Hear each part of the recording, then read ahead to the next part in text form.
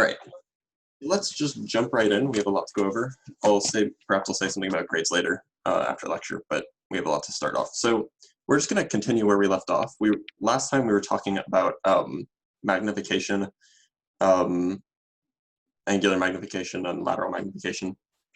Today we're going to talk about images, or we're going to start talking about images anyway. Oh, I guess I forgot to change. Yeah, so this is just a bit about angular magnification with regards to spherical mirrors. So let me add a new page so we can start over. Right, so let's talk about images. So you may have heard this nomenclature of an image being real or virtual, and so those are real nomenclatures, so let's talk about what they are. So a real image, it's an image that's real. Oh no. It's an image formed by intersection of actual light rays. So remember that the image is located where the light rays either actually light rays where they actually interact after they've changed directions from either the mirror or the lens or whatever, or it's the image or it's the location where the rays would have intersected if you trace them back in a straight line. So a real image is an image formed by the intersection of actual light rays, meaning that the light rays actually intersected. A virtual image, on the other hand, well, you can probably guess, it is an image formed by the intersection of the extension of light rays.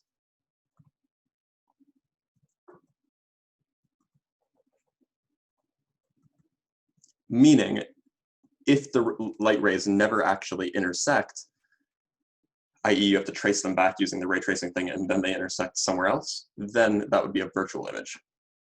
So you might ask then, when is an image virtual? It turns out, as a relatively straightforward answer, a virtual image occurs when the rays intersect, i.e. the location of the image is not on the side of the outgoing light, because if the intersection is not on the outgoing side, that means that you had to trace them back to the not outgoing side. And so what we can say is that if the location of the image is negative, that means it's not on the outgoing side, and hence it would be a virtual image. This is because, to put another way, when S prime is less than 0, light never gets to this side. Light could have come from that side, but never actually gets there at the end of the day after interacting. Similarly, we can imagine what we need for a real image. A real image is just when S prime is greater than 0. So it's just a way of classifying these things. And just because an image is virtual doesn't mean you can't see it, by the way. For example, when you look in a mirror, the image is virtual because the image is on the other side of the mirror. All right, so that's just a little bit of a tidbit, a little bit of nomenclature. We're going to move on and talk about a more complicated phenomenon. So far, we've talked about planar mirrors, planar refractors, spherical mirrors. The next natural thing to do is a spherical refractor. So the thing to think about here is like a fishbowl filled with water, right? It has a different medium and it's curved. So what happens if the interface of the medium change is curved like a sphere?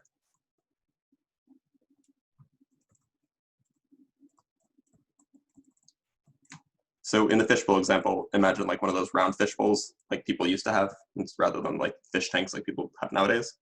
So there are 4 possibilities here, right? Because it matters which side you're on, either the high or low index of refraction side, and which way the medium is curved. So we could have one possibility. So the light, by the way, in all these pictures is the source is always going to be from the left going right. So we could have N1, which is less, let me draw this better. could have n1 on this side, which is less than n2 on this side. We could have n1, which is greater than n2. We could have n1, which is less than n2 again, but the interface could be curved the other way. And we could have n1 is greater than n2, but again, the interface is curved the other way. So again, talking about a fishbowl, this would be the fishbowl example, right? If you're looking at a light source, like if you're looking at a fish inside the fishbowl, the index of refraction of water is higher than the index of refraction of air, and the source of the light is your little, I don't know how to draw a fish, is your little fish on the inside of the fishbowl. But this sort of phenomenon generalizes to a lot of things. And so for the sake of brevity, I'm actually going to go steal another image. The reason for doing this is because these are very hard to draw, so I apologize in advance, but I do want to make sure that these are accurate. And we'll stop and we'll talk about this image for a little bit. Right, and so let me drag this back to the, nope. Come on, go back to the middle. Oh, don't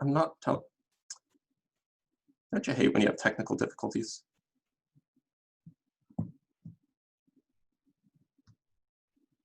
Nope, that's not what I wanted. There we go. Oh. There we go. Let's go back to normal size view. Okay, now we can talk about this. So these are the listed phenomena, the listed possibilities. So the top left is this one, top right is this one, and so on. So let's talk about the top left for a minute, just to get an understanding as to what's happening. So we have our object here in the lower index of refraction area. So in this case, maybe you have a fish over here, and that fish is viewing. Maybe these are the eyeballs of fish, right? And so this would be asking the question, you have something outside the fishbowl. What do the fish see? So we can just put an object on the optical axis and see what happens. So first of all, the object, the one that goes straight through always goes straight through because it's perpendicular to the surface. So Snell's law doesn't change the angle at all. But then the ray that comes in at an angle, you'd have to apply Snell's law using the normal. And the normal, remember, is always perpendicular to the surface, and it's the line that points from the surface to the center. Now this is a sphere, so again, it has a center just like a spherical mirror. It's just, instead of the light bouncing off, now the light passes through to a different medium. So imagine that this is like continued all the way around. It would have a center somewhere, right? So you apply Snell's law because it's passing through at an angle, and it will affect the angle, i.e. this θ2, will be different than the angle θ1 over here. And in fact, it'll be smaller because the index of refraction is greater in the medium. And so what happens is you get a new apparent location of the light, right? So in this case, the light is bent in such a way that it appears to intersect here inside the medium. So if you were a fish inside a fishbowl and you're looking at something outside a fishbowl, it would look like it's inside the fishbowl. It's kind of funny, but you've probably never experienced that, so who's to say that that's wrong? And indeed, it's not wrong. It's because the light is bent inward. Similarly, we can look at the situation where the maybe you're in an air fishbowl and you're surrounded by water. That would be this example here. Here's this is, say, air with lower index of refraction. Maybe over here is water. And you are looking at something outside. So maybe you're in like a spherical bubble or something. Maybe you're underwater in a submarine. That would be a good example. And you're looking through into the ocean through one of those bubbles or whatever. Then, in that case, we can see what would happen to an object. Now, the light here is bent outwards when it's incident on the surface. Again, this is Snell's law because it's going into a medium of lower index of refraction. It's bent outwards. And so all that happens is it makes things appear closer to the interface. And that shouldn't be so surprising, because even if you have a flat interface, like if you're looking down in a sink, things appear closer to the surface, right? So it's not surprising that it would make something appear closer to the surface. That said, the fact that it appears closer to the surface is not just because of the refractive index change, it's also because of the curvature. So it'll appear perhaps even closer than it would have beforehand when you just had a flat interface. This next example, this is, say, maybe water over here and air over here. So maybe you put an object in the, this is like the fishbowl example. This is like the fishbowl example. You have your object in the fishbowl. You have your eyes outside the fishbowl. The question is where does it appear to be? Depending on where it is, in this case, if it's beyond the center, it might look like it's closer. Now this is kind of counterintuitive that it looks like it's outside the fishbowl, but wait a minute. This is labeled incorrectly.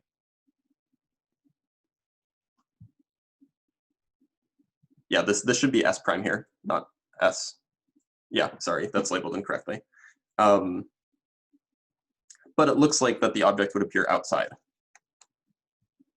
And then similarly, we can do the same thing, but now you have maybe water over here. You're in a water fish tank and you're looking in a tank filled with air. And again, all it does is it just moves where the image is. That's all these interfaces do. But the location of where the image is depends both on the medium change and on the curvature of your interface. Now, in this case, it depends on whether or not it's on which side of the center it's on. And so it can get a little bit complicated. However, hopefully these pictures kind of make sense anyway. Like this angle should be bigger than this angle here, from Snell's law. So we're going to go over the mathematics behind these, but these are the pictures that I want you guys to keep in mind. These should be like your reference images, just to make sure that you're keeping track of what's doing what and why it happens. All of this is just a result of Snell's law and some geometry, but just keep things on the straight and narrow and you should be okay. Go away. Okay. So we already have established these sign conventions. This is, let me pull up the sign conventions. Last time we talked about sign conventions a lot. This is when are things positive, when are things negative. So we already have the language for the position of the object, the position of the image, the magnification, this radius of curvature, and the focal length. So perhaps we can implement those values with those appropriate sign conventions, so we don't need a whole nother set of sign conventions for this thing. We already know that those work for planar spherical refractor, for planar refractors. So all we have to do is generalize them for spherical refractors. And because we already have this language of radius of curvature and focal length built in, we should be able to do that. It turns out that you get a remarkably simple equation. Is this the right pen? Yeah, it is. Weird. You get a remarkably simple equation that uses the same sign conventions and the same definitions for the mirrors and the planar refractors that tells us about the location of the the location of the image. And in fact, this equation applies for all four of these. We get that n1 divided by s plus n2 divided by s prime is equal to n2 minus n1 divided by r. And this is derivable. It's a bit messy to derive because there's a lot of geometry involved and you have to deal with the radius of curvature, but it is doable. And if you're particularly good at geometry, I would highly suggest that you try it because it's a good exercise. But the point is it's basically a generalization of the mirror equation, right? Or at least closely related. Like if n1 and n2 were both equal to 1, then this would be pretty close to the mirror equation. It'd be 1 over s plus 1 over s prime is equal to, well, in this case, it'd be 0 over r. So it's not quite the same, but it's similar. And you can see that a lot of these types of equations, they don't involve the actual distances themselves. They involve the inverses of the distances. And that'll come up a lot. That's generally how optics works. One reason for that, or this is one reason why, like eyeglass lenses, when you get a prescription, it will say such and such diopters. A diopter is basically it's a tenth of an inverse meter, I think, or it's either 10 inverse meters. And the reason for that is because optics is a lot easier when you're dealing with inverse meters to talk about distances, because that's what shows up in the equations. By the way, a few things to note is that two of the cases above, involve diverging rays, meaning it causes the rays to diverge further. So this is an example of diverging rays. You have rays that come out and then they push apart even further. Another example would be this one here. It would have gone in like this, but then it pushes apart even further.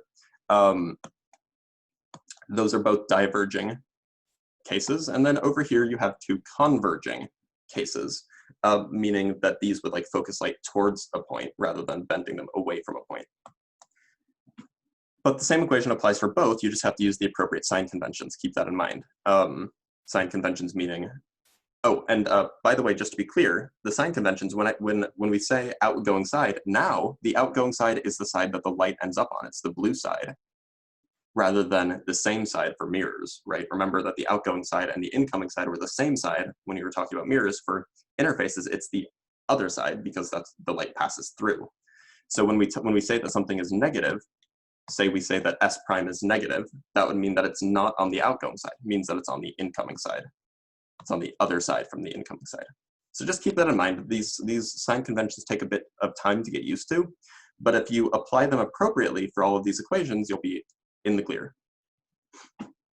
Right, so now I want you guys to remember that mirrors had a special point.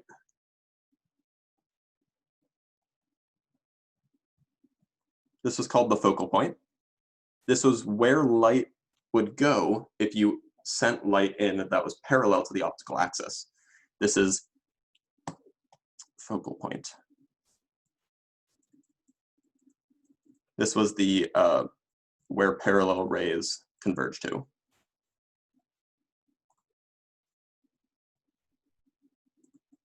Or where they diverge from, if the focal length is negative. So you might think that such a phenomenon would also occur for refractors, and you wouldn't be wrong, because we see that at least in some cases, light appears to, if you sent light in parallel, it appears to converge. It would converge at a point. And similarly, if you send light in to a diverging setup, it appears that the light would be diverging from a particular point.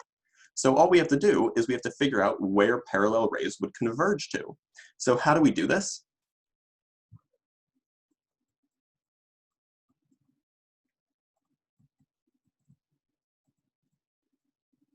It turns out that we just use the formula that we have and solve for the location of f. So in this case, if s is equal to infinity, that means that the object is infinitely far away, then all of the rays would be parallel. Now, I want you guys to take a minute to understand why that's the case. Imagine that an object was really far away, and you're looking at how the rays from those objects get to, say, a small little set of eyeballs over here. Well, almost all of the rays that get there, they'll all be going in approximately the same direction. And as the object gets further and further away, the angle that those rays have gets smaller and smaller, and they get closer and closer to zero. And so that's why we say an object that's infinitely far away has parallel rays. So that means if we plug in s equals infinity, then we can solve for s prime, which would be the location where all those rays converge at. So let's just do that. So for mirrors, this was easily done.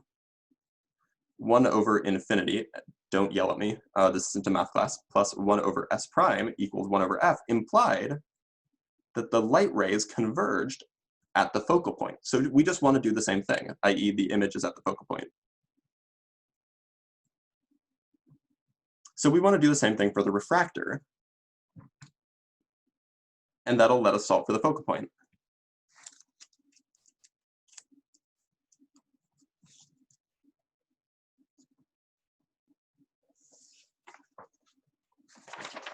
So what we're going to do is we're just going to use the refractor equation, this one up here. We're going to plug in s equals infinity, and we're going to see where the focal point has to be.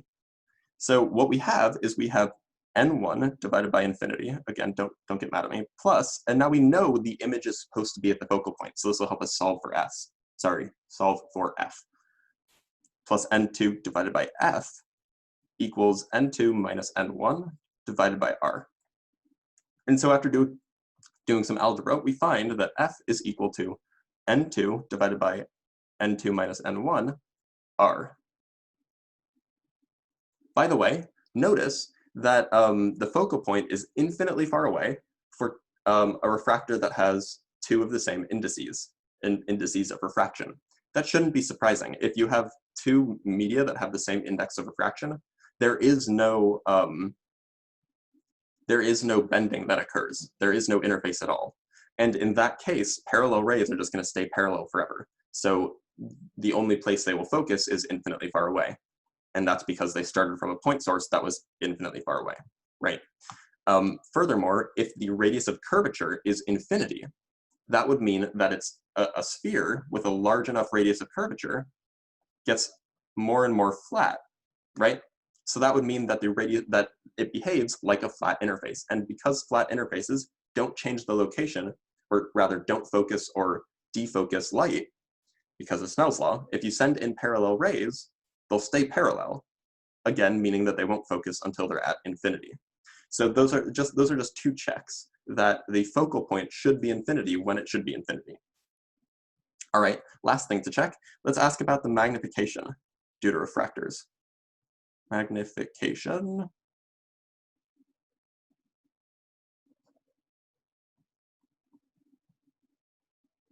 So the formula that we have, again, is n1 over s plus n2 over s equals n2 minus n1 over r. By the way, n2 is the index of refraction of the place where the object isn't. So we know how the, how do I want to phrase this? So we know that this can be written as f over n2, right? So you just, n2 over f.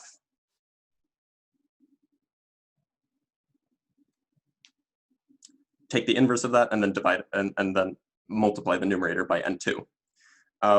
So this can be equally well written as n1, and I promise I'm going somewhere with this, plus n2 over s prime equals n2 over f. Now, what we can do is we can try to understand what's happening here. Let's divide both sides by n2. Again, I promise I'm going somewhere with this. We have n1 divided by n2 times 1 over s plus 1 over s prime equals 1 over f. And so now what you can see is if we make the substitution, say s goes to, I'll call it t, equals n1 over n2, n2 over n1 s, then that means that we would have something like 1 over t plus 1 over s prime equals 1 over f. And then that means that this is, remember, this is just the mirror equation. But now instead of having the object at position s, it's at position t. So the magnification for the mirror equation is negative s prime over, in this case it's t instead of s. And so, but we know what t is. T is just given by n2s over n1. So that means that we have the magnification is negative s prime over, well, I can just do the simplification here. It's negative n1 s prime over n2 s. So the trick that we used here is we said, look, if you can somehow change your variables, which is what we did, if you can somehow change your variables so that the equation that describes refractive index instead is exactly identical to the equation that describes a curved mirror, then all of the properties of a curved mirror will apply to the properties of the changed variables refractive or spherical refractor. Because all of the results that we got from the curved mirror things like where the or what the magnification is, where the focal point is, and all that. Sorry, what the magnification is, and what the lateral magnification is. All of those things are direct results of the spherical mirror equation. It's the results of this guy. So you don't even need to have the same setup. As long as your variables satisfy the same relationship, then then all of the consequential equations, like the magnification equation, will have the same form.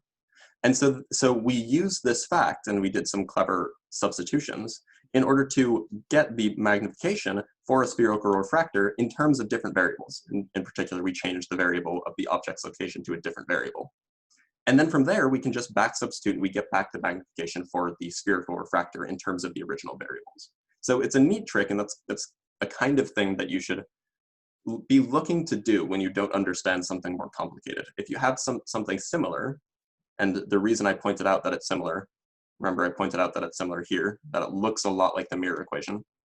Because it's similar, we might be able to do something to simplify or to change variables and instead treat it like as if it were a mirror. And then we understand a mirror, and we can do all of our mathematics there. Anyway, this is a way to get the magnification for a spherical refractor. You could have done this, you could have derived it from first principles using geometry and just like drawing pictures and stuff like that. Would have been a mess, but it's doable. But this is what you get for the magnification. Right, okay, so we have the equation for the location of the image for a spherical refractor. We now have the magnification. So that's all we needed to do for geometric optics for spherical refractors. With that in mind, we now have the tools that we can start constructing lenses. So lenses are complicated, sort of. So let's start by trying to understand a double convex lens.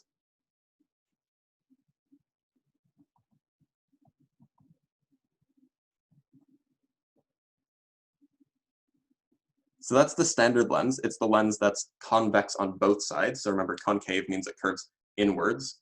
So this is a concave mirror. So a concave lens would be a lens that looks like this. Double concave lens. So a double convex lens is your standard lens that looks like that shape that you've probably all seen before. So we're gonna try to construct a double convex lens. So what we do is we take two spherical refractors and glue them.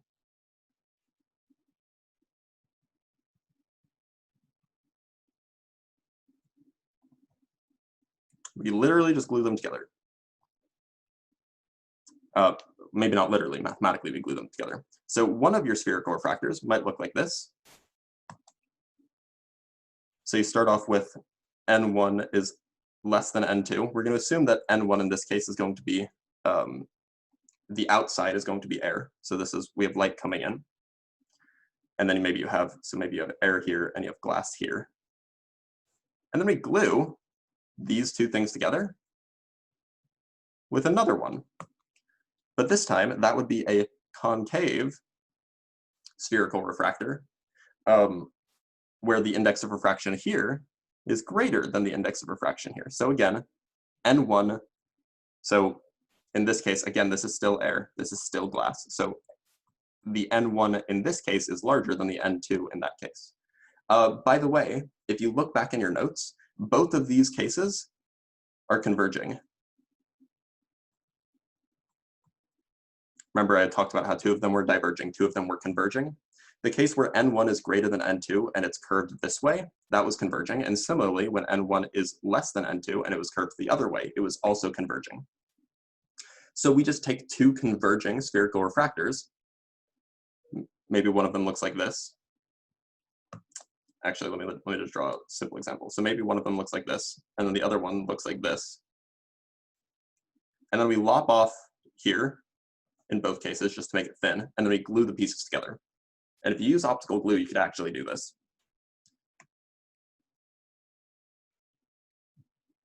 But that's not how we actually construct lenses. So let's draw a picture then. So we have a lens like this.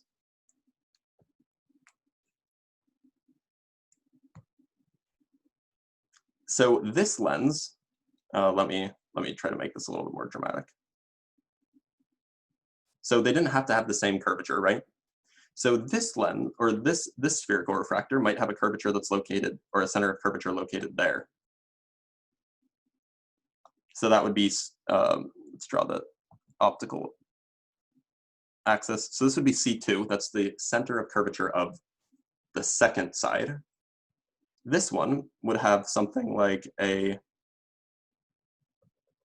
center maybe here. That would be C1. I'm just drawing this just to get the point across. It's not doing any calculations here. So we have some index of refraction here. We might have air outside on either side. If you want it to be a single confined object, then you'd have to have the same index on both sides. And so we can imagine what might happen for light that comes in parallel. Light comes in parallel, what happens? Well, we need to draw a parallel line, or a line that passes through the center to that point. So this is the normal, right? That's the normal for that interface. And so you have some angle θ1 here. And so the angle that it needs to be bent with, it should be bent so that it's a smaller angle because it's entering a higher index of refraction. So maybe it's bent just a little bit. Let me draw just a little bit more of a steep angle so it's more obvious. See if θ2 maybe. And then we need to do the same thing. Again, you're changing interface. So we need to know where the normal is so we can apply Snell's law. So it's entering at this angle, maybe let's call this θ2 prime. I don't know. And so if it's entering at that angle, then it should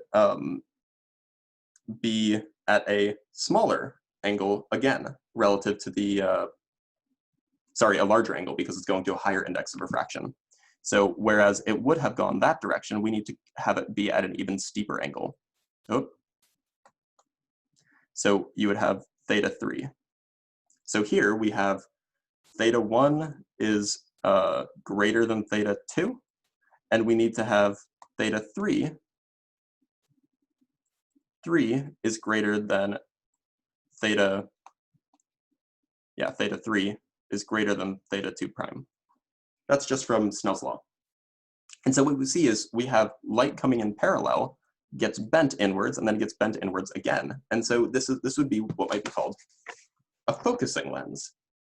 So as with a mirror or single refractor, all parallel incoming rays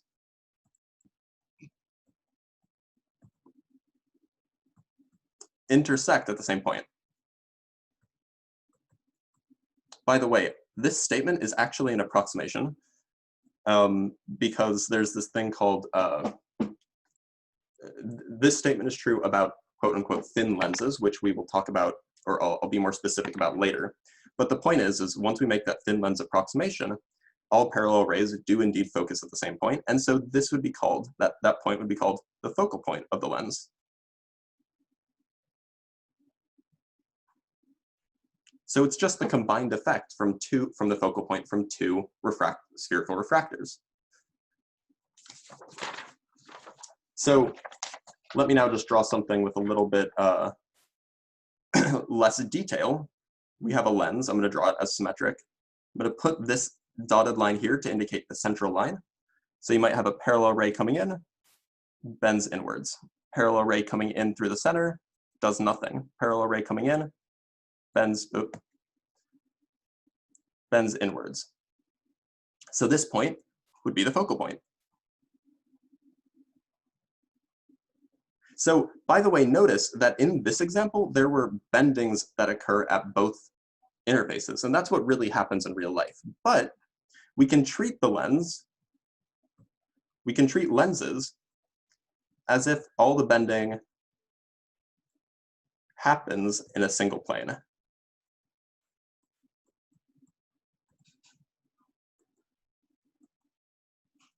Basically, we just say, look, how much would this lens actually bend something if we account for the bending at both points? well, it'd bend it such and such an amount. So let's just assume that it all happens at the middle.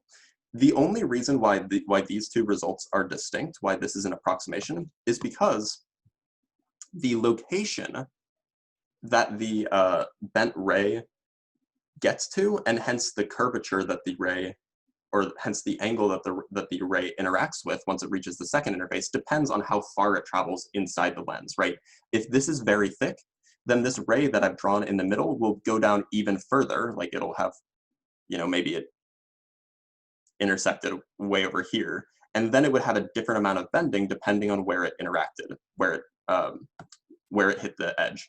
But if you make the lens very, very thin, then it travels a negligible amount inside the lens, and so the effect won't really be different regardless of whether you treat the bending as if it all happened in the middle or on either sides. And so this thin lens approximation is just that we assume that there is no vertical distance covered by the rays as they travel through the lens. And it's a fairly good approximation. It gets kind of bad once you get to lenses that have extreme radii of curvature, because then they have to have big thickness. But for the most part, for most everyday lenses, this is fine. So you might ask, okay, so we use lenses in real life pretty frequently. Like, at least I do. I use two lenses every day because glasses, right? So you might ask the question, how do you adjust or tune the focal length of a lens, right? Somebody has to make the focal length of the lens for my eyeballs the right value so that I can see clearly. If I take these off, something is going wrong with my eyes that I can't see properly. Putting these on is some sort of lens, and so if I had weaker eyesight, I would have needed different lenses. I would have needed a lens with a different focal point. So somehow we need to be able to adjust the focal point of a lens. It turns out it's relatively easy to do. There are two things that control the focal point. One is the radius of curvature. So that is how curved are the lenses. So by the way, you'll have noted that very, very old glasses, if somebody had very bad eyesight, they had to have thick glasses. And the reason for that is because you need a stronger curvature. And so if you just need a very, very small adjustment, you can get away with very, very thin lenses. But if you needed a big adjustment, then your lenses have to be a lot thicker. Hence you could change the properties of your lenses by changing the radius of curvature. That's why old lenses, before we had modern technology that allowed us to use better materials, would require thick lenses because they just used glass. Nowadays, we can do something else. We can change the index of refraction. Instead of just increasing the radius of curvature of our lenses, we just increase the index of refraction, use a different material. So both of these quantities, the radius of curvature R, maybe R1 and R2, and the index of refraction, maybe N1 and N2 being the medium in the middle and N1 being the medium outside, those should both play a role in our equation. So let's derive the equation. What's the lens equation? We're going to derive it. So first, we're going to assume parallel incoming rays.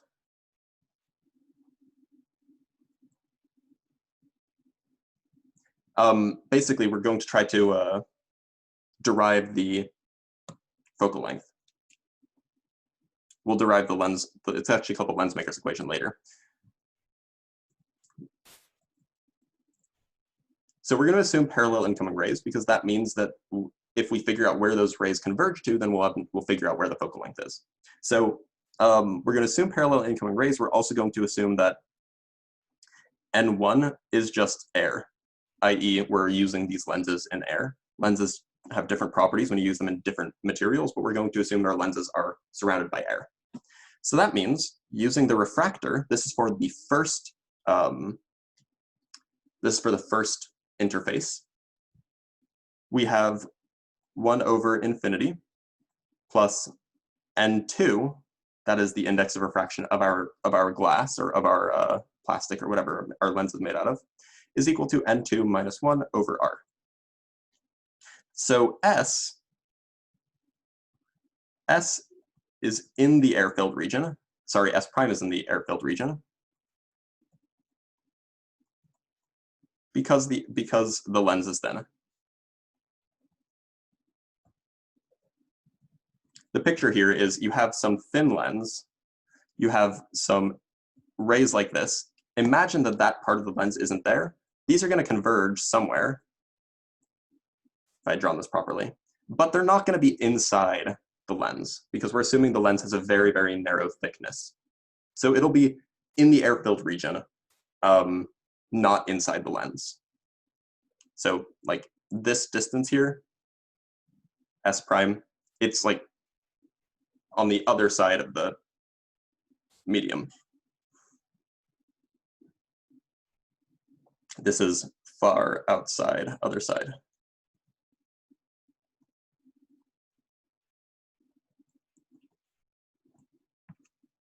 Now, here's the first time that we're actually going to use this effect. So the way that you handle multiple different geometric optic devices, in this case we have two different interface changes, is you treat the image from the first object, you treat the image from the first interaction, i.e.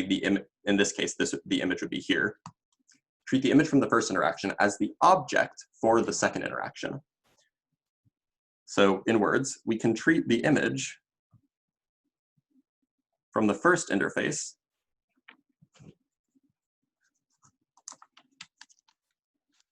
as the object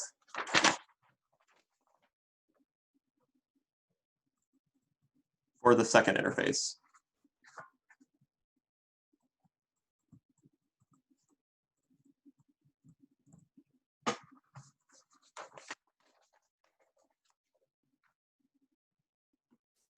So there's a little bit of a tidbit or of nuance here though, because in this first case, S prime is greater than 0, right? It's on the outgoing side, so it's greater than 0 according to our sign conventions. However, if S prime is the location of the object for the second interface, it's not on the incoming side.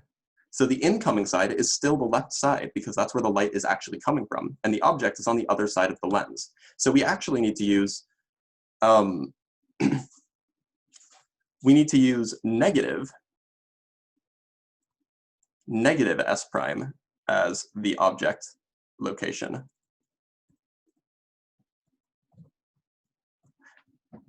The reason, again, I just want to say this again for clarification. The reason why is because the value S prime is a positive number, but in order to represent an object that's on the out, that's not on the incoming side, that object's value should be negative. So we stick a negative sign in front of S prime to indicate, look, this is actually on the not incoming side. So the position of the new object, which is the old image, is actually equal to negative S prime here. So then our equation becomes n2 divided by negative S prime. So this would have been, n1 over S, but the index of refraction of our medium is n2, and the position of the object is negative S prime, plus 1 over S double prime, again, the index of refraction of the air. This is on the other side of our lens. This is, say, n air. This is n2 in here, and we have n air out here. It's 1, and then this is equal to 1 minus n2 divided by r2. So again, we flip the order here because now the air is the outside one rather than having the air is the outgoing side rather than the medium being the outgoing side. So the final position of the image S double prime is the focal length. Because remember what we were doing, we were trying to find where the image is formed. We were trying to find where the image is formed if you shoot in parallel rays. So we took parallel rays going in. We found out where the image is formed from the first interface. Then we treated that image from the first interface as the object for the second interface. And then we found out where that object would form a new image from the second interface. And so we had to do 2 steps here, but that last object is the end result. It's where the image is formed after it passes through the entire lens. And so that will tell us where the focal point is, or what the focal length is. So combining all of the above,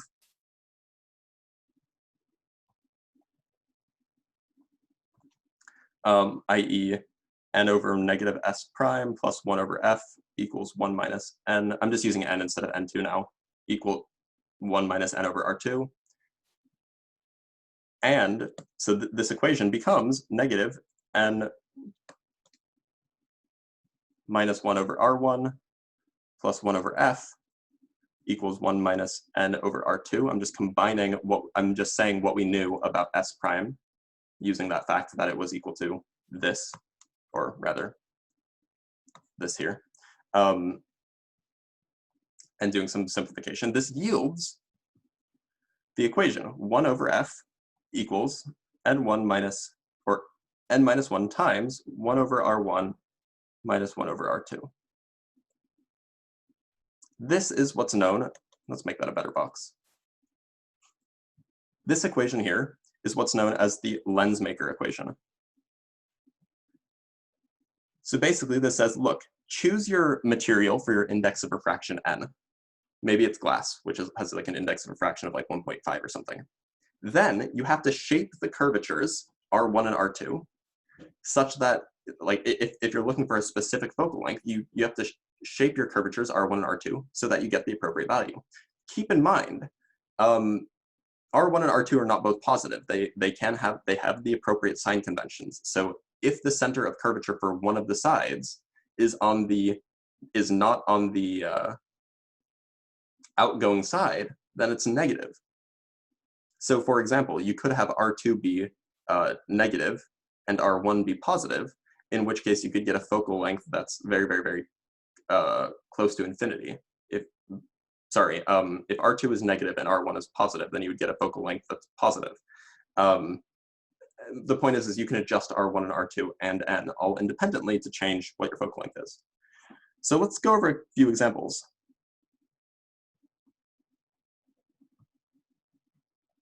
So these are the different types of lenses that you might be able to form. So we could have a double convex, which is the first type of lens we looked at. This is also known as a converging lens. In this case, we have R1 is greater than 0,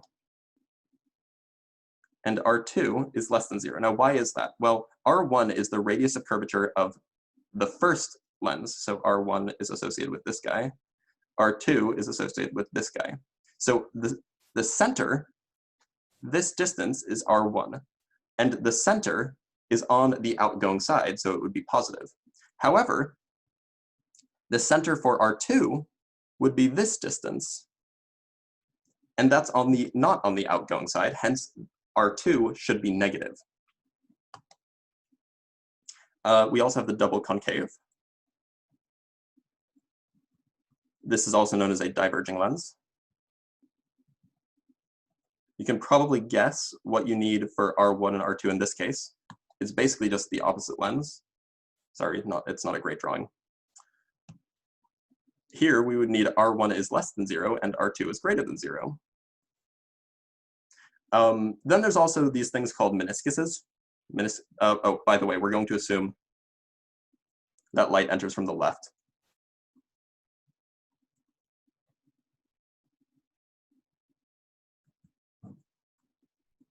All that does is it changes what R1 and R2 mean. It would just, R1 would become R2 and vice versa. It doesn't change the focusing or defocusing effects of these lenses. So we have meniscuses as well. there's two types of meniscus lenses. One is something like this, where we have R1 is greater than R2, and R1 is greater than 0. And then we also have meniscus that looks like this. This is always hard to draw. Here we have R1 is less than R2. Oh, but in this case, R1 is, or R2 is greater than 0, and in this case, R1 is less than 0. Sorry, R2 is less than 0. So these are just two different, or the three different types of lenses you can get. A meniscus can either be focusing or defocusing. It depends on how the radii of curvature vary. Come on. Okay, fine. I'm not going to move it because it's being very slow. It basically depends on, does the focusing side, which would be if light's coming in this way, this side would focus. Does the focusing side, is it stronger or weaker than the defocusing side, and vice versa? So meniscus is, there is good reason, and it's complicated reason, why one might be interested in a meniscus in general when you could just use a converging or diverging lens, but there is good reason for this. So there is an equation for images, so this Lensmaker equation tells us what the focal length is, but it doesn't tell us what the image is. I'm not going to derive this for you, but again, it's doable. We can derive the equation for images for a thin lens.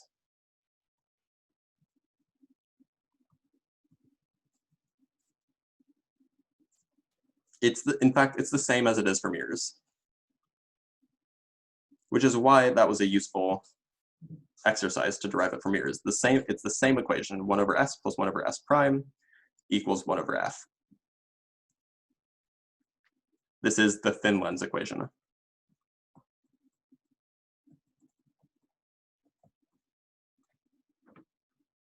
And in fact, it has the same sign conventions too.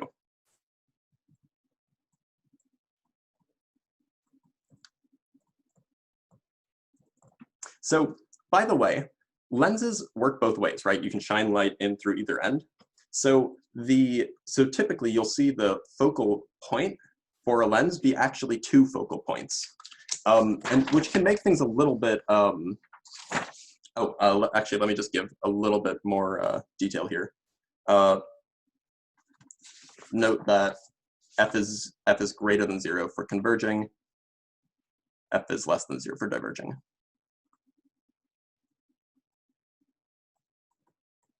So the point is often you'll see like a lens and then they'll say like, oh, the focal points are here and here.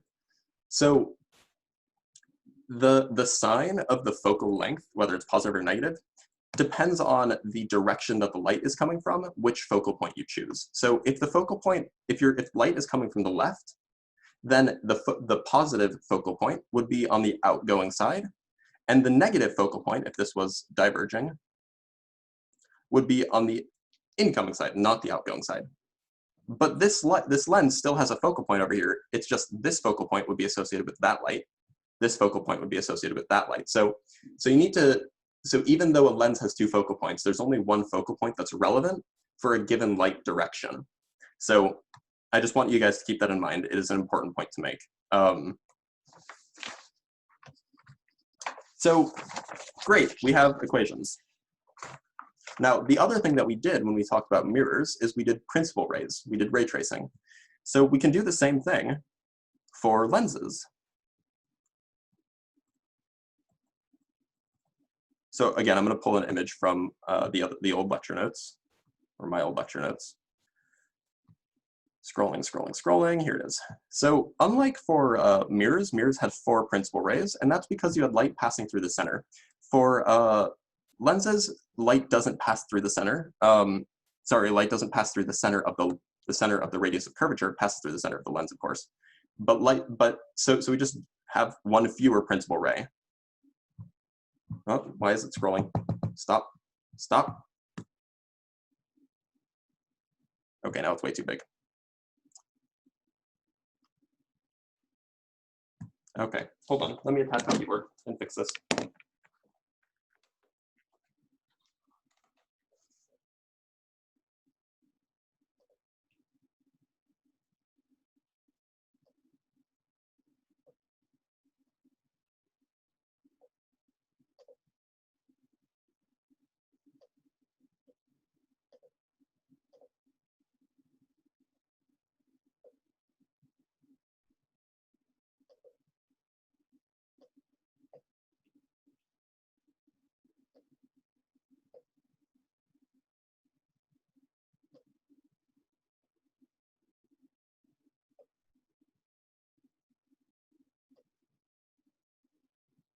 That should be a good size. All right, back to normal page size. There we go. All right. Hook my keyboard.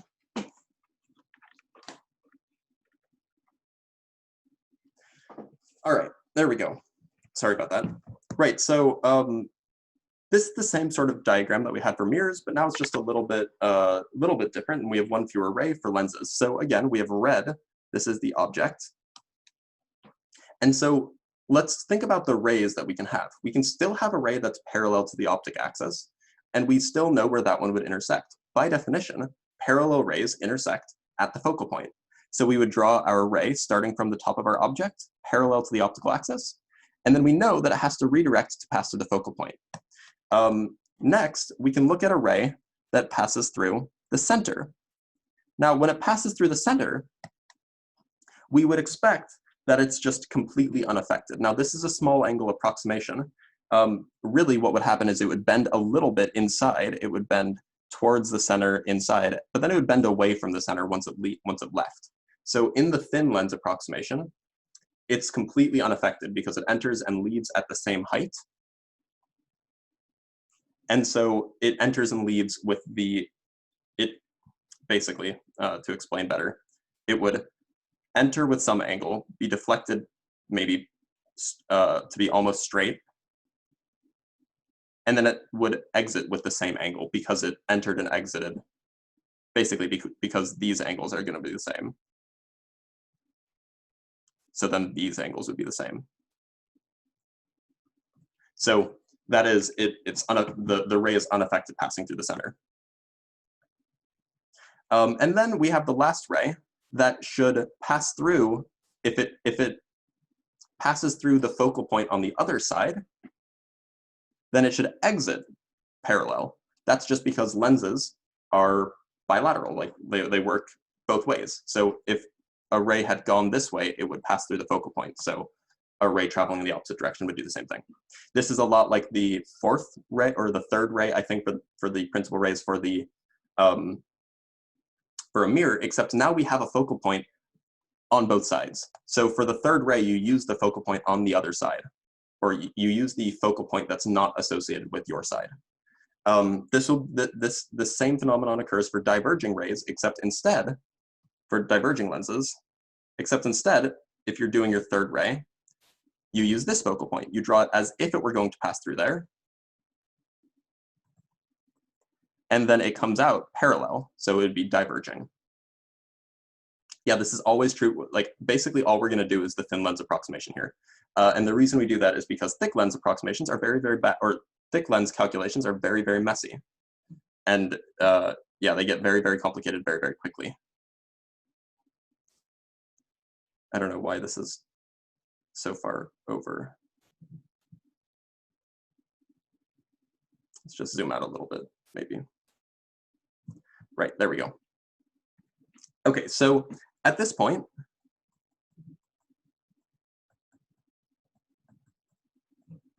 we can stop caring about the radii.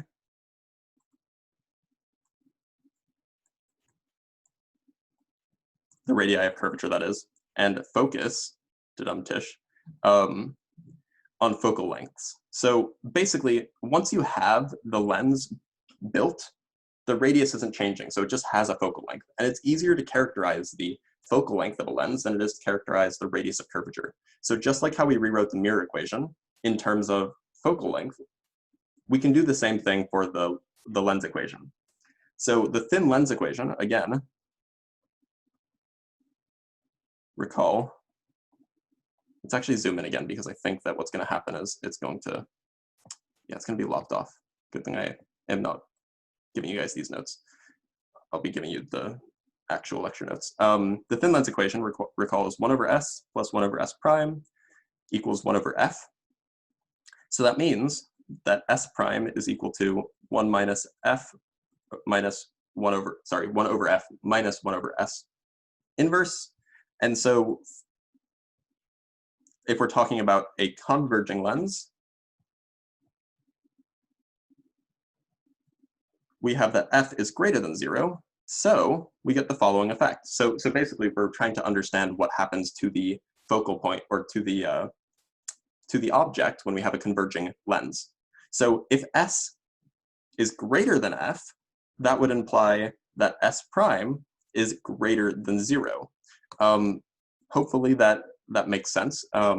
If S is greater than F, that means 1 over F is greater than 1 over S.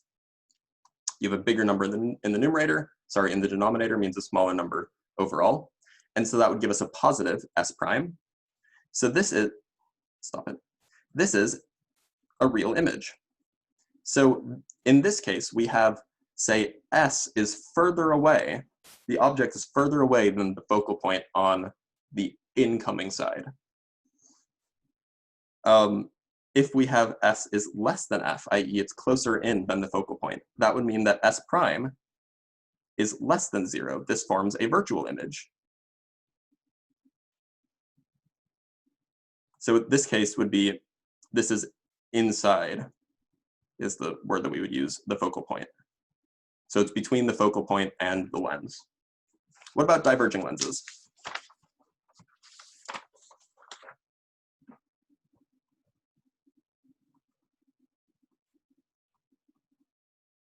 Well, we can ray trace that too.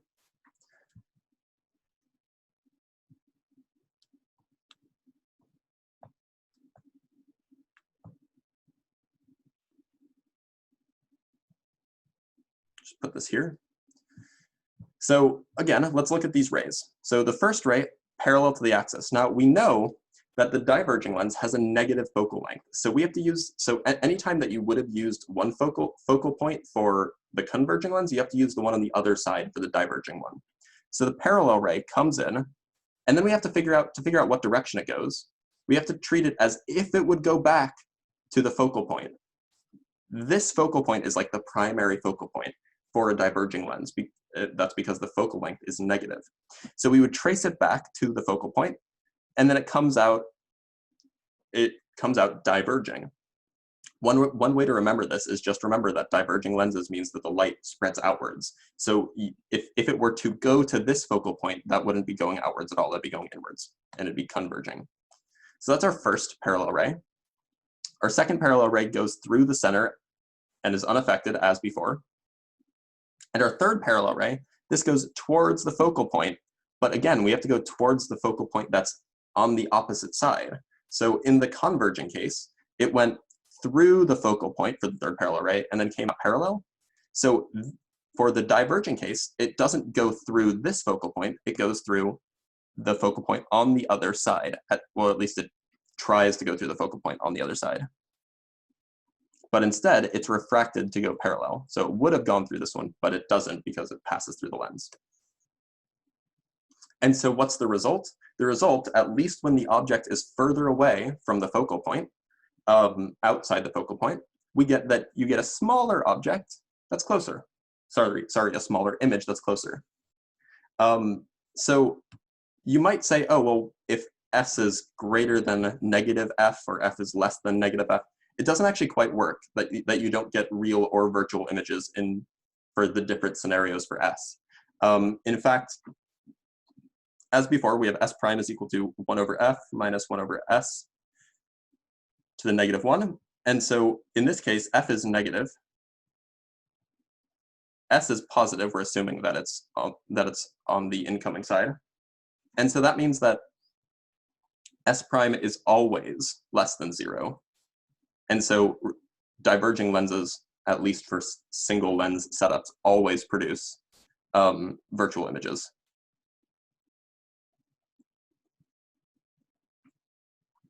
I.e. the rays actually don't converge. All right, so now we're getting into a little bit more complicated territory. Let's talk a little bit about what happens if you have multiple optical devices. We've kind of already touched on that when we constructed a lens by taking two interfaces and gluing them together. So, but we can talk a little bit more generally here, because now we're going to talk, you might have a multiple lens setup or something. By the way, like that's how a telescope works, for example. So, doing an analysis of multiple optical devices is hard.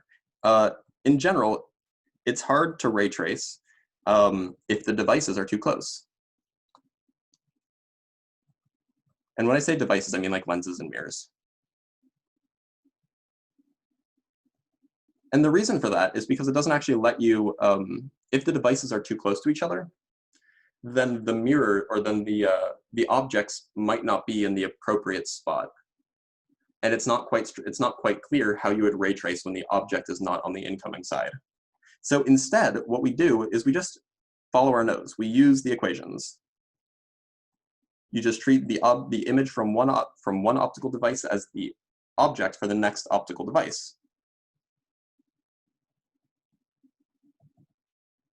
Treat the image from device 1 as object from device 2.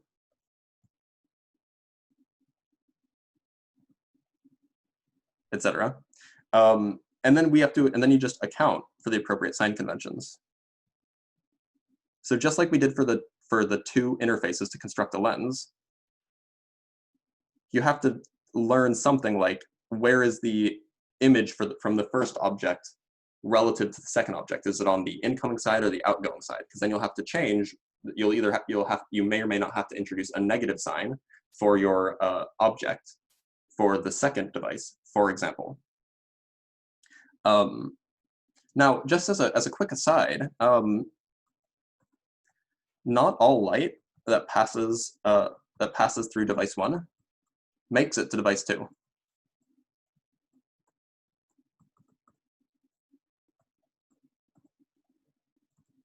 Right? Like, for example, if you have a diverging lens, some of that light will stay within a certain size, but a lot of the light's just going to spread out. And so if you have another lens after a diverging lens, it's not going to capture all of the light that left the first lens. So typically, a series of optical devices always loses a little light.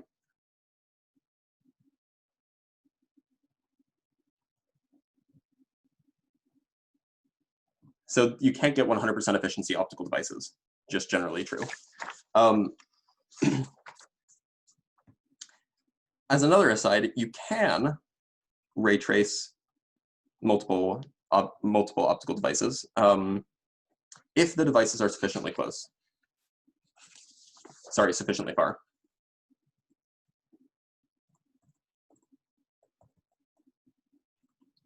From each other, that is. All you do is you just treat the old image as the new object. So as long as the image from the first device is between the two devices, say, then you can treat that image as the object for the second device, and everything will go perfectly fine. Another feature of this, another non-trivial fact, okay, there, got it. It's random hair. Another non-trivial fact about setups with more than one optical device is that for thin lenses anyway, there's a relationship, a simple relationship actually, between individual focal lengths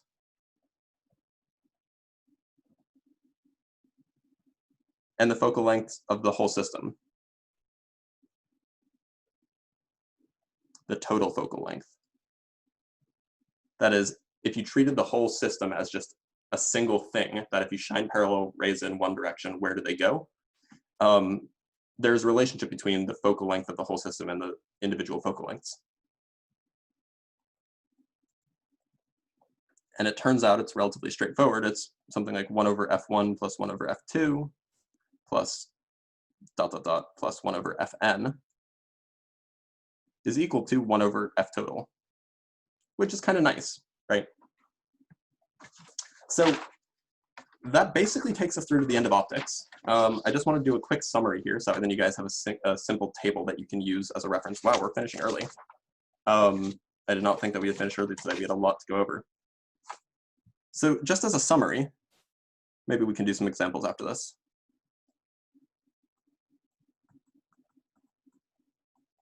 Let me draw a table. Actually, instead of writing the table, let me just go, I know why we're ending ahead. It's because I'm stealing images.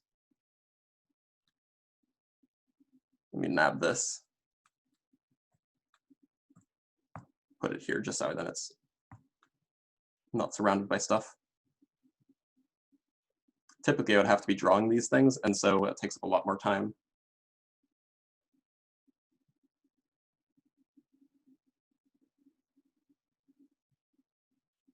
There, okay. Here's a summary. So,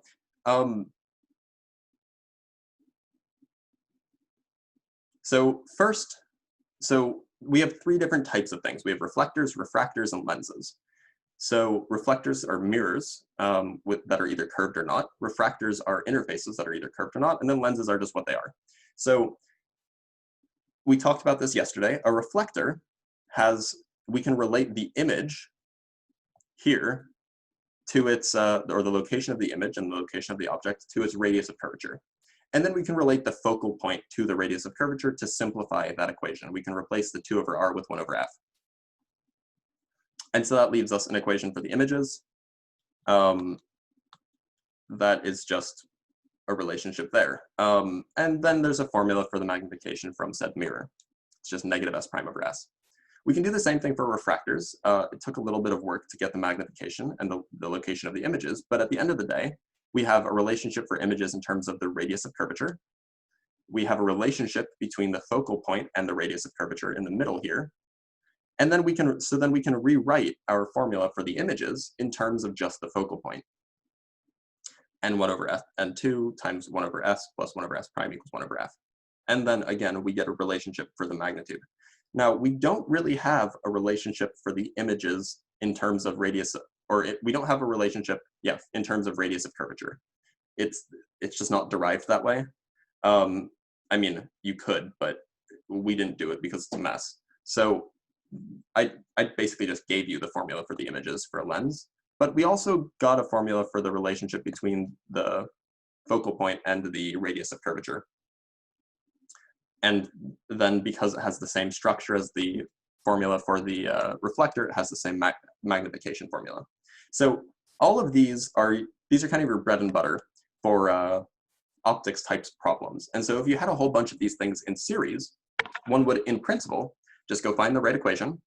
And when I say in series, I mean like one after another. You'd go find the right equation and you would apply them one after another, treating the image of one object as the object of the next. Just a quick note, a quick aside here, for this table, a planar reflector has r, which is equal to infinity, and hence f is equal to infinity. That's just called a mirror.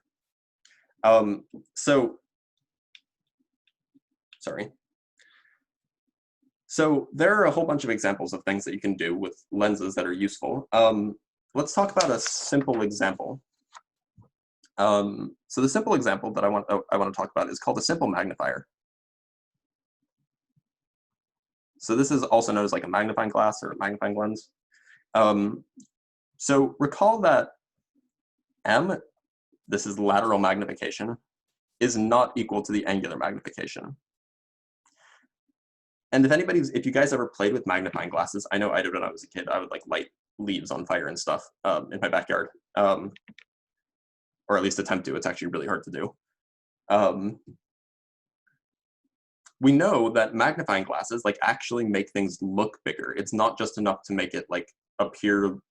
It's not just enough to make the image larger. The image actually looks bigger than the object. So we need to talk a little bit about the angular magnification. They do make things bigger or make things look bigger. So the question is like, why do we, like, we know you can make things bigger just by getting them closer to your eye. Like if you wanted to look at a bug, why do you need a magnifying glass when you could just look at it closer? It turns out that the reason why magnifying glasses are useful to begin with is that humans in general can't really focus clearly on, things closer than about 20 centimeters. younger people will be able to focus on things that are closer, and as you get older, your focus range increases, closer than about 20 centimeters. So like 20 centimeters is something like 7 inches, so like this far. Like try to focus on, like bring your finger up to your face and notice how it actually like takes effort to like actually focus on something that's close to your face, right? One reason for this is that we have 2 eyes and our eyes have certain spacing apart, right? So if you're looking at something that's close to your face, your eyes are gonna have to angle pretty significantly in order to look at them, and that stresses your eyeballs. And then further, the things that control what we're focused on, if you're looking at something close versus far away, you have a lens in your eye, and the muscles in your eye basically, the muscles in your eye control the shape of your lens, changes the radius of curvature. And so that changes what you're focused on. And those muscles can only make your lens, can only change the focal length of your lens so much, the lens in your eyeball. So you just like, you can only focus on things at a sufficient distance, right? Like the lens in your eye, it's not something that you feel. You don't feel your eyes straining. It's an automatic process, but it just can't focus on things closer than, you know, maybe 20 centimeters or so. So the point is we can only increase the field of view, which is the angular magnification. That is how much of your view the thing takes up, so much by bringing the object closer.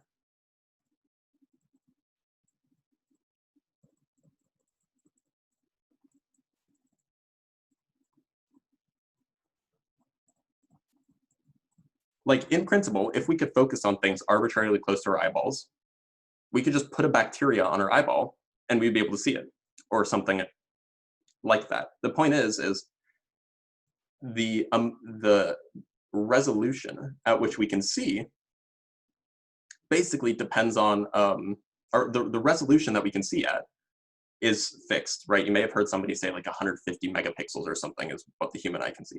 It's not that simple, but the point is you can only see so much detail on a thing that's so large, that takes up so much of your view. So if you want to see more detail on something, like look at a small bug, you would have to bring it up close to your eye so that it would take up a larger field of view so you can see more detail. But we just can't do that. We can't focus on things that are that close. So instead, we need some way that makes an object larger, but pushes it further away. The reason we would want to do that is because we could focus on that makes the image larger, but pushes it further away, because we can focus on things that are further away. So we would be able to see a larger image, and it would take up perhaps the same field of view as the thing would have if it were closer, but we can now actually focus on it. So what we do is that we use a converging lens to create a virtual image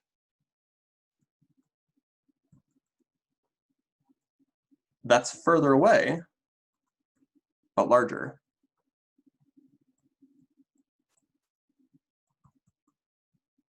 So the reason we use a converging lens is because we want to use this phenomenon. We want to use the fact that the object, that maybe the focal length of our lens, is large compared to the distance between the object and the magnifying glass, right? If you're looking at something close, you put the magnifying glass up real close to the object. And then what happens is, so that would mean that S is smaller than F. It's smaller than the focal length. And that would create a virtual image, which means that it's further away than the object is. And you could do the math for why this has to be the case. Remember, the magnification is negative S prime over S.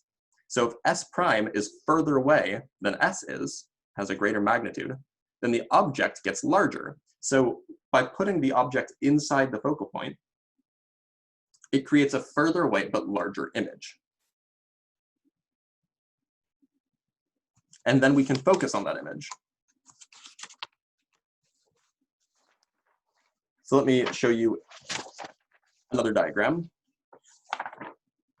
Steal another diagram from the notes.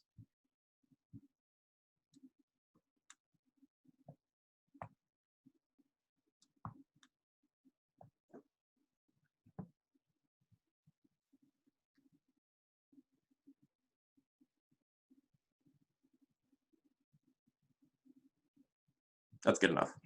Right. So let's imagine that your eyeball is like, I don't know, here. This is your eyeball or something. Sorry for the bad drawing of an eyeball. You have a whole bunch of different receptors. It's going to receive light from a whole bunch of different angles, right? So it kind of mimics all of those separate observers. So maybe this distance is too close. You just can't focus on it if you were to remove that magnifying lens, that magnifying glass. But with the magnifying glass in place, because it's inside the focal length, it positions a new object, say at the focal length. In this case, it is at the focal point. And now that object is further away, so it's larger, but now it's larger and further away, but now you can actually focus on it because it's further away. So now your eyes could perfectly well make that not blurry, and you would be able to see it just fine. But now we can ask the question, what happens to the field of view? Right, so maybe this angle forms the field of view for this object. This one forms a much wider angle, right? So it makes it appear bigger, so you'd be able to see more detail. Gonna get rid of that crappy drawing, sorry for that. And so the way you can figure this out, by the way, is using ray tracing. You put your object where you want your object to be, you put your image where you want, and then you just ray trace, knowing where the focal point is. And it does turn out that indeed, if you put your object inside the focal point, then you get an image that's at the focal point. It's just the phenomenon that you get. Well, okay, correction. If your object is halfway between your lens and your focal point, then you get an image at the focal point. But it's just because it's exactly halfway that happens. It doesn't always happen that way. In this case, if your eyeball was right up next to the magnifying glass, well,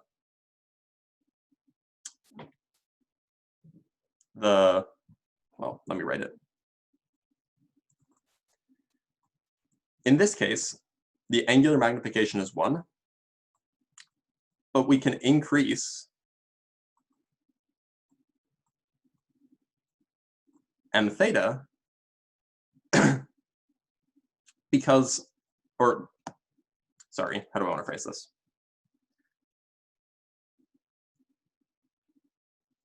So this is basically putting the lens up to your eyeball, right?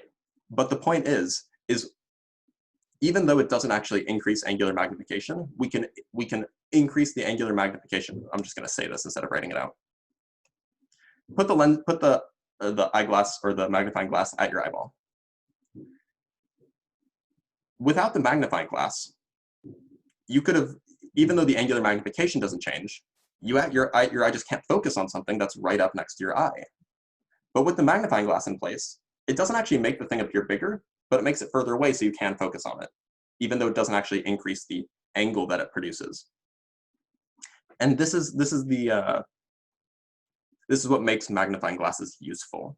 It makes it so that things appear larger always, or rather, it makes it so that you can get something closer to your eye, see the same size, but now you can focus on it. Because our eyes are actually really good. Like, it's not a matter of zooming in. It's a matter of just bringing it closer and then focusing on it. Our eyes can focus on a lot. That's why you can see a whole lot of detail if you look at something 10 centimeters away that's fairly large. But if you want to look at something closer and get even more detail, you just can't, because there's an upper limit as to how far you can focus, or how close you can focus, rather.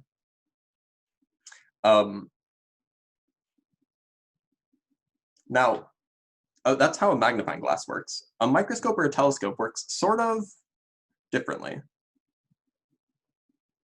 Microscope / telescope. Microscopes and telescopes work a little bit differently. First, they take light from an object. By the way, you're going to need this for the homework to figure, it'll be useful information. They take light from an object and make a real image. Make a real image that's close to us. Close to our eye. So like you have one, so you start off with an object. Maybe it's really far away. You have your really far away or really small object. You take that, and then and maybe here's your eyeball. And then you make an image that's really close to your eye. So you'd be able to see more detail on this thing, right? Because it takes up a larger angle. Then we use a magnifier, a simple magnifier, to make it easier to see.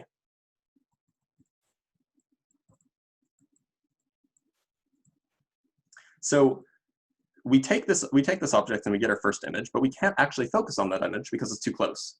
So then we use another lens to make this bigger but further away, and now we can see more detail on it. We can see the same amount of detail as if it were close to us, but now we can actually focus on it.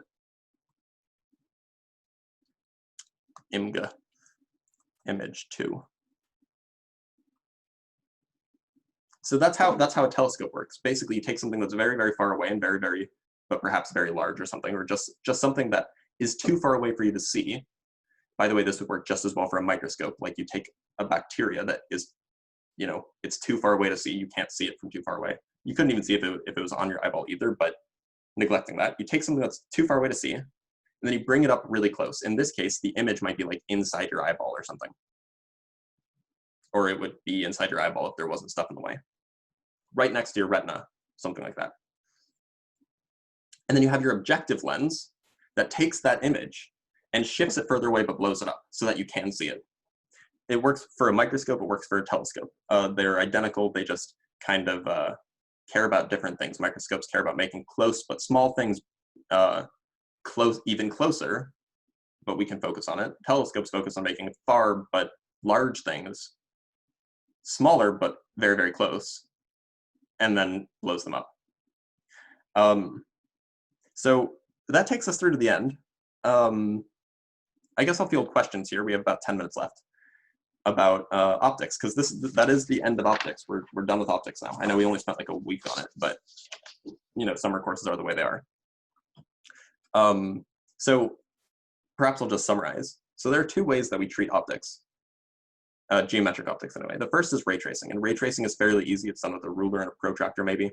If you know where the focal points are and so on, then it's fairly easy to do. For multiple lens setups, it's a little bit harder, but it's doable. But the equations for geometric optics are very simple, and you can just stack as many lenses in a row as you want, and you can just keep doing these equations, and you can figure out where an image would be formed. So what I suggest, by the way, for this last homework question, which is on basically describe and build, not physically build, but describe the setup for a physical telescope. One thing that you should do is you should think about, or you should go to that, I'll send you a link, but there's a nice ray tracing web app that you can use to kind of simulate where where lenses are, and you can put observers in various places, and you can play around with it to see what actually happens. So I'll send out an announcement that contains that link later after lecture. But what you should do is you should think about what needs to happen for your telescope. Like what does the first lens have to do in your telescope? What does the second lens have to do in your telescope? Where should those be relative to each other, and how should their focal lengths relate to each other? Should the first lens have a small focal length and the second lens have a large focal length? It's not going to be something that you can just explicitly derive. What I would do is I would play around with various setups, either by drawing them and then ray tracing, or alternatively just using this web app. Play around with different setups and try to understand what kind of scenario you would need for your telescope in order to get a, say, look at a large island that's far away, like if you're on a pirate ship or something. That's what I would suggest for that.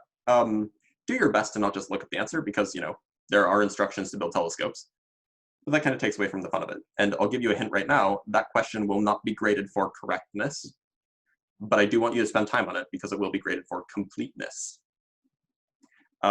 So, don't worry if you get it wrong, but do spend time on it. Like, I want you guys to actually think about this because it's a useful thing. Like, the point of learning about optics is that in the future, some of you guys are going to be engineers.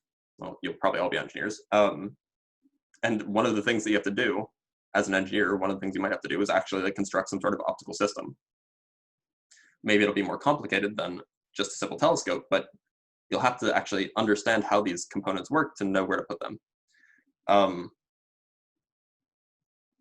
And by the way, geometric optics isn't just for just light, right? When I was an undergrad, I was doing some undergrad research with a physics professor who was doing particle physics. And so while you don't precisely have lenses and mirrors for particles, you can develop magnetic systems that basically do the same thing. And then you can apply geometric optics to those systems because they have the same features. Parallel rays will go to a focal point, parallel beams of particles will go to a focal point, and so on. And so you can focus beams and redirect beams using mirrors. In fact, they're magnetic fields, but the point is you can do these things, and that's how the engineering physicists at like CERN, how they build particle accelerators. They use these sort of geometric optics calculations. So geometric optics is probably the most like applicable thing, like directly applied thing that we'll learn in this course. I mean, like thermodynamics will have some useful things, but we're not going to actually talk about like how to build a refrigerator or something, because I don't know how to do that. I could tell you how an internal combustion engine works, but I couldn't repair one for my life. Right. So yeah, let's open up for questions. I'm going to stop recording now.